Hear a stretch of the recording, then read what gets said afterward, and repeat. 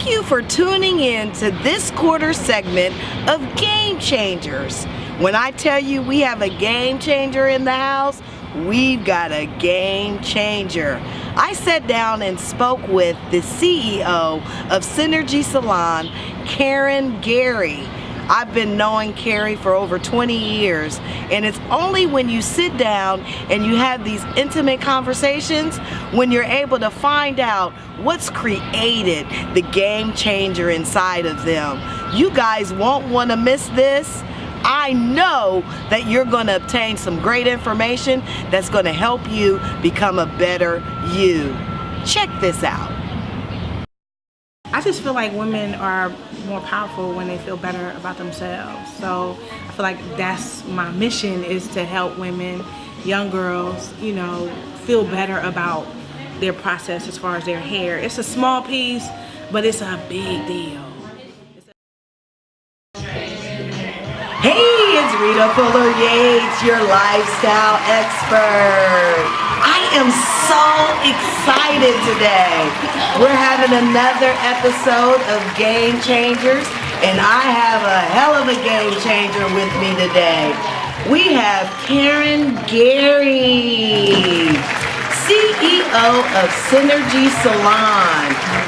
We not only know her as one of the fabulous entrepreneurs of Columbus, Ohio, but we also know her as one of the people who was the innovators of the natural hair movement. Welcome, Karen. Now, Karen, I've known Karen for a very long time, and I always want to make sure that we always start our conversation with knowing our beginnings. Because our beginnings is really where we get our innovation to who we become as ladies, right? Now, tell me a little bit about who you are. Who is Karen Gary prior to the brand Karen Gary? I was a daughter. Okay. A sister, cousin. You know what? I've always only had my sights set on this, believe it or not. When I was in high school, I didn't play sports. I didn't even like school. That's the truth. I hated it. And when I went to beauty school, I knew that was the track I was going to take. I know a lot of people try different things. I never did. I only tried one thing. My father, when when my dad was small, when I was young, my dad told me he wanted me to work for myself. And I just was like, okay. Well, now let's start this back a little bit, because I do have a little understanding of your childhood history. And I could be incorrect, so correct me if I'm wrong. Isn't your father an entrepreneur, or wasn't he an entrepreneur? A mortician, so I only knew that. Okay. So my cousin is a mortician, director. So I don't know like job. Okay. So I didn't, I worked at McDonald's. Okay. When I was in high school, but that's the only job I ever had. I always went to school. I went to school to do hair, and then I started right after I got out of high school.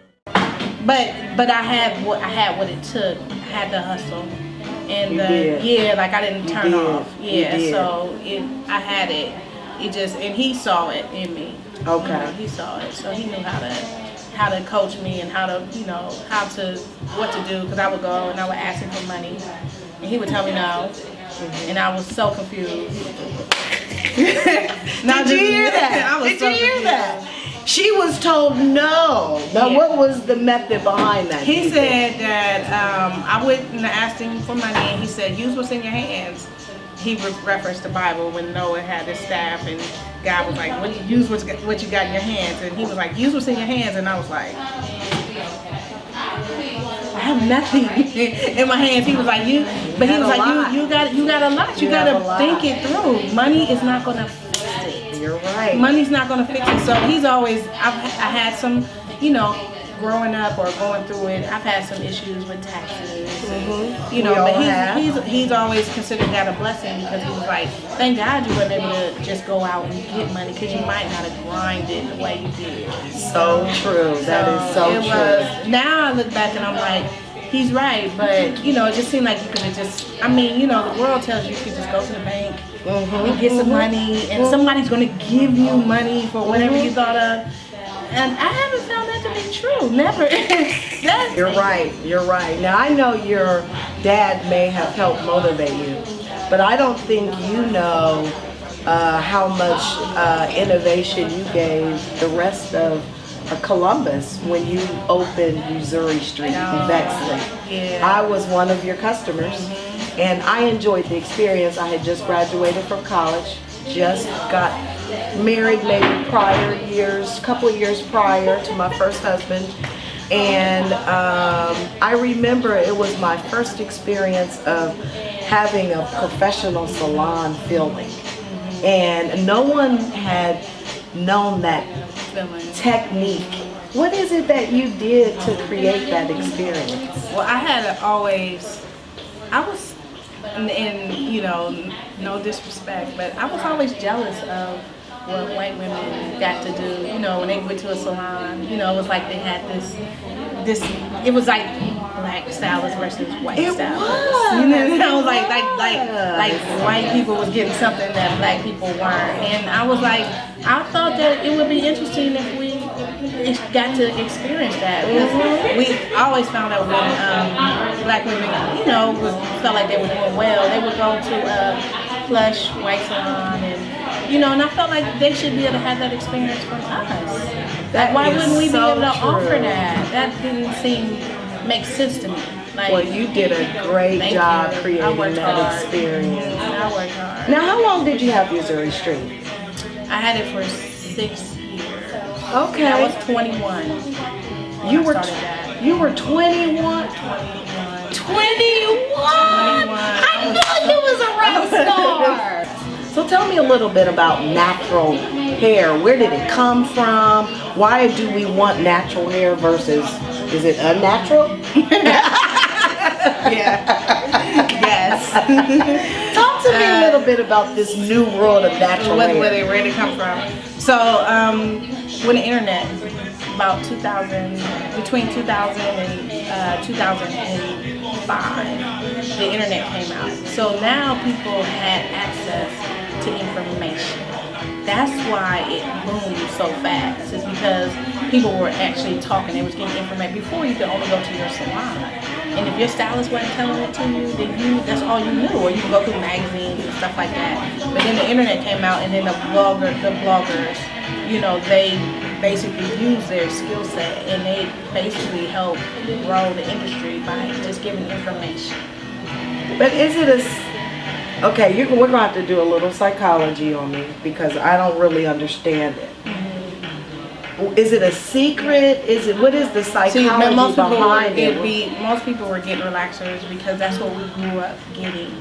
We didn't know nothing else. You got a relaxer because that's what your mom gave you when you were young, and you just continue to do that. But then when you got to the age where you're just like, okay, so they're talking about growing their hair out natural. Not only, I can't go to my stylist because she can't tell me how to do it. Now I can go online, and you got tons of people telling me how to do it. So natural is more healthier? Is that why we want to transition? I don't have to. No, relaxers was keeping us in bondage. It was painful. You had to get a relaxer every 6 weeks, and your hair wouldn't grow. Change the texture of your hair. People's hair was not progressing. Like people, like you, for instance, could have got a relaxer in your hair, and it could change the texture of your hair, and you wouldn't be able to experience your curls. So if you couldn't experience your own curls, but there's some people who have curly hair like you, but was getting relaxers because they didn't know no different. I do remember that someone telling my daughter when she was little she was going to have to get a relaxer, and I was so scared because I had heard about the break-off process and how your hair would. You were informed. A lot of us wasn't. Okay. So we didn't have options because this was the only option that we knew. And that was what your mother knew. That's what my mom knew. And it worked. But it worked at that time because historically, we were coming out of the 60s. I was born the year that King died. So we were going into a different generation of just liberation and freedom and, women going back to work. So it was like, okay, we can do whatever we want to around here. We can make it straight. We don't have to be like wear afros. Okay. Where it's not as accepted now. So now we can wear our hair straight. Where black women, we're going into the corporate world, we can blend more. So it just seemed to be the acceptable thing to do. Okay. Where now we don't have to, our natural hair was kind of, it attached to our blackness, but I felt like in the 70s, we just kind of wanted to just blend. Okay. So then the perm allowed for us to blend, but it wasn't always the healthiest option. Well, it was what for our worked. hair. It was what worked for that generation. It wasn't necessarily a bad thing. Salt and Pepper came out, their hair was all broke off. Remember, I don't know if you saw where Salt and Pepper came up with this hairstyle because their hair was broke off. Oh, and So that's why where you the get all those, AC/DC look came from. Yes. And we just thought it was a hairstyle. Yes. Okay. And even Anita Baker, Holly Berry, the perm was making the hair get shorter and shorter and shorter. So now these styles are becoming a lot more acceptable. Oh, so that wasn't that was something created out of hair being broken. Yes. Because women wasn't wearing their hair short like that. Wow. Even gel down edges, that didn't come until the 80s. Wow. Yeah, everybody was just getting roller set or just permed hair straight. They just wanted it smooth. So then the internet came and it allowed for us to open up more resources. Well, it was getting to the point where the hair was, in my case, I can speak for myself, I had to just only do short hair because the relaxer was breaking off everybody's hair so bad nobody's hair was growing. Oh, so then here come weave. Okay. Yeah, here come weave. Okay. And this is where I was like, I can't. Okay, let's talk about that. So did you start because this of course needs to be the new acceptable movement. Perm is no longer the best option. Now we're going to start putting in weave because now we want length. Yes. Okay, so talk to me about why that option didn't work for you. I like to work with hair. I liked hair. Okay. I like real hair. And weave I thought was pretty, but I knew that I wouldn't master it. Because there was something about just regular hair. There's things about weave that I could not, it wouldn't connect. Okay. You know what I mean? It didn't mean it was wrong. I still don't think it's wrong. I'm not against it. It's just my spirit. I was like, I can't go that way. And if I don't go that way, I'm going to be out of business. Well, one of the things that I personally don't appreciate about it is you lose your character. There's something about our hair that adds value to who that person is. And when we cover it up with weave, in my own opinion, it seems like it changes who you are a little bit. It does. It gives them a lot more options and creativity. Yeah. But even now, I still, I'm not against it, but when you take your hair off, I want you to still love who you are. Yeah, You know what I mean? exactly. So I want you to love your hair. That's where the love, own your own hair. It's like your own hair. Like when you take that out, I still want you to feel a certain way about your hair. So there's styling, and then there's people who care about hair. Yeah. And it seems like you care about hair, and that's probably sets you apart naturally. So how did the product line, how did that all come? Well, how did you get a product line like that? So I moved out of town, and I almost went through like a Forrest Gump kind of experience. I moved to Atlanta, and I moved there with my husband, but my best friend lived there. Okay. She moved at the same time, so that's what made me go there. Because he was moving there, and then she moved there at the same time. So then I was just like, Why not? Why not? I'm tired, and I'm start all over. Of course, everybody thinks they can go start all over when they move to Atlanta. That's what they think. And so I was like, I'm going to do it too. So I did. And I spent like 18 months doing nothing. Doing nothing. Okay. That was unique for you. Because you was always moving. Always moving. I didn't do anything. I applied for a few jobs at Starbucks. I wanted to work at Starbucks. I did. I was like, the Starbucks seems like a cool job. And I'm like, you can grow to the company, but then when I would have put an application in, they told me at that time I was going to make $6.25 an hour. I was like, I make more than that too. So I went home and at the time, me and my ex-husband, we decided to separate. So I started looking into doing hair again. I didn't want to because I was just so over it. I was over it. Like my friend, she lived there. She would take me to salons, hoping that the smell would wake me up. Wow, because everyone knew that that's what you were born to do. Well, that was good. That's the type of but it didn't work. need. Yeah, it didn't well, work. she was like, she was like, did you smell it? I was like, I just didn't want to. And one day, she came and knocked on the door. It was early on Saturday morning. She said, I was on my way to get my hair done, but then I was like, I'm sure you can use the money. How about I just give it to you? And I was like, okay. So I did her hair, and she was like,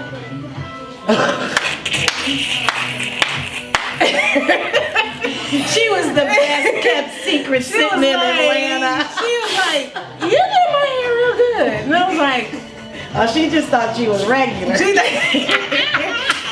And then she went home to her husband. Her husband called and he said, you good enough to work in a salon? I was like, yeah, I've been told that. And he was like, no, you're good. Like, I've never seen my wife hair like that. And I was like, and so then that's when it started kind of coming back a little bit.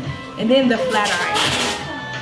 Oh, so the flat iron came out. All this techniques and different technology started coming. Okay. And then that when I seen the flat iron, I was like, oh, this is a game changer right here, because now I'm gonna go back to that stove, that hot stove, all those different irons, and I could focus on natural. I was starting to transition people before I left, but I just didn't really see it as a big deal, so I left in the middle of transitioning people.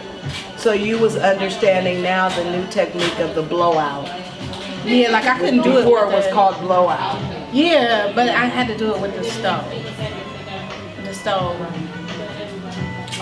Help me understand that a little bit. The when you put the cone, the stove, like the iron, the cast irons, like the. Okay. But I couldn't do it with that. It didn't make sense to me. It's like a press and curl, like using the thermal, putting them in the stove. Those work great on relaxers. It didn't work so good on natural hair. Okay, so that's when the flat iron came out. When the flat iron came out, I felt like they got hotter, the heat was more consistent, I could get it straighter, faster, and they could maintain it at home. Because what happened is people would get their hair straight and then they'd be like, it didn't last. So the flat iron told me, okay, if it didn't last, they could redo it. So they could keep it up, manage it better. So my job was to teach them. Because it was like I could do it, but then it wouldn't last. Got it. So I was like, so I have to teach them how to make it last. Okay. So that's where the classes, and then I came home, and then the people that I transitioned over, like 80% of them didn't go. I don't remember not 80%, 100% of my clients that came back to me didn't get a relaxer in their hair. So I was gone for 18 months. Okay. When I came back, the clients that had transitioned before I left still was natural. Okay. So they were just waiting for you to come back. I don't know what they were doing. Now they're natural. They was looking crazy. Okay. They was looking crazy. They knew the movement. They knew they didn't want to perm I don't even think they knew about the movement. I think they just was like, I don't want to perm. Like, I don't want to go back anymore. And I was like, really? Even if you're looking crazy? They're like, I didn't want to go back. Like, I didn't want to perm. So that's when I was like, okay, this is something. For me to leave and come back and you're still natural and your hair is a mess. You picked up on the niche. Yeah, I picked up that they were all wanting that. Okay, so I came back to work. Okay. And I plugged in my stove. Okay. My first client came in and I picked up the stove and I was like, I don't want to do that no more. I want to just work with one flat iron. So nobody was using the flat irons in the salon. I didn't know, but I wasn't working in the salon for 18 months. So to me, it was just like, I can do everything with this. I can curl, I can straighten, I can do everything. And then, people were like, why would you switch? But I'm like, I seen more because I figured I knew the technology would get better.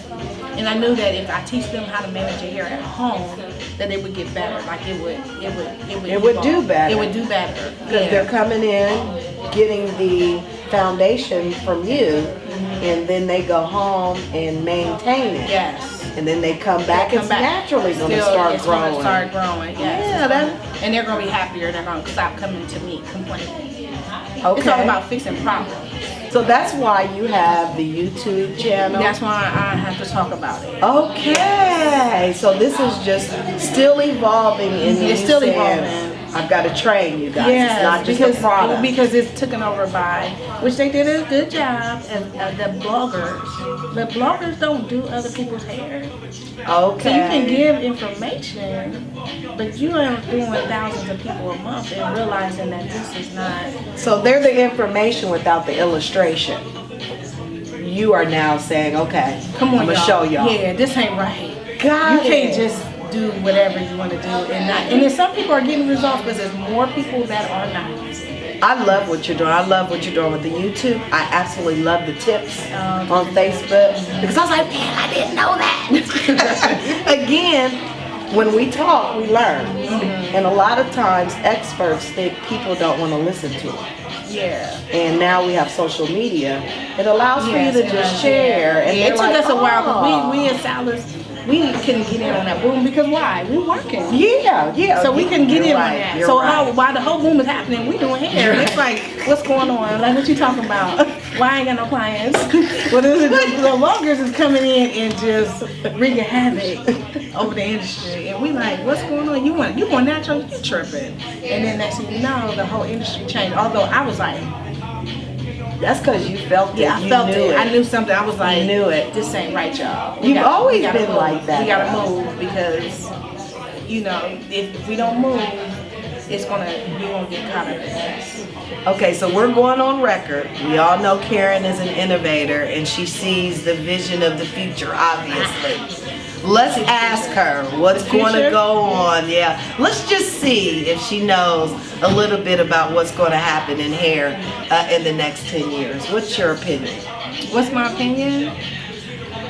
I have one. Okay, come on. I believe that the millennials, a lot of them are kids, didn't have relaxers. So we moving into a generation of young ladies who never experienced relaxers. Okay. So it's not going to be, I don't think it'll be more about natural, just be about, this is how they didn't know.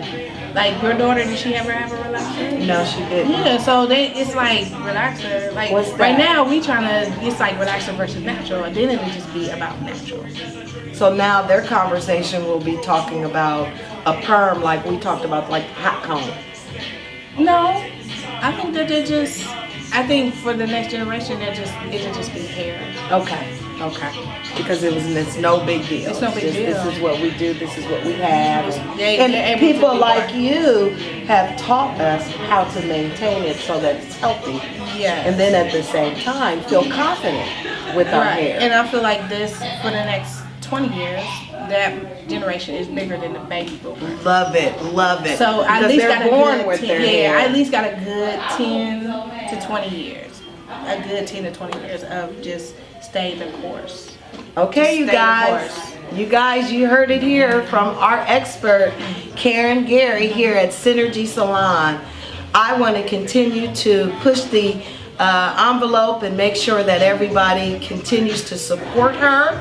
How can the audience know how to get in touch with you? Leave your address and we'll cut all this. We're in Columbus, Ohio, 3443 East Broad Street in Columbus, Ohio. Our website is www.synergisalon.com. YouTube. Subscribe. Oh, I know YouTube. that's Yeah, big please, for you right now. subscribe to my YouTube channel, which is Keep Growing Karen. You can get me on Instagram at Keep Growing Karen. Like our Facebook page, Synergi Salon, and what else? Oh, we have a Facebook group where we teach women how to maintain their hair at home in between salon appointments, or just how to manage natural hair. And that's called 365-day journey to natural hair. So I'm teaching women how to grow their hair out in 1 year in that Facebook group. Okay. So they can join the Facebook group, and then you're giving them tips. Yes, it's all I throw up. Because I don't throw up on my regular page, and then people that, I get on their nerves. Okay. So we have a private Facebook group where that's all I talk about is what to do. So if you're interested in learning more about growing your hair out naturally, and you want to be a part of a group, this group is something I would encourage you to sign up for. And then Tuesday's tips. On Facebook. On Facebook, where I do a live at 2 o'clock every Tuesday. Will that group be a part of that? No, this because that. You said what? This is just on Facebook Live from my Synergi Salon page. The Tuesday's tips. Okay, so they can subscribe to your Synergi page. Okay, and then you'll be able to be a part of the live video every week, beginning to end. And I always do like a client, and I haven't seen her hair either, so it's very impromptu, or like her hair's always a mess. I meant to tell you that this was a part of my thought too. This I wouldn't have believed unless you did it that way, because there's so many people that they go through the process, they do editing and all that stuff, then the next thing you know, she's got all this makeup on and all that. I love that you start out with them looking a mess. I love it too. And it transitions, and I just look like, oh my God, it's very entertaining. It is.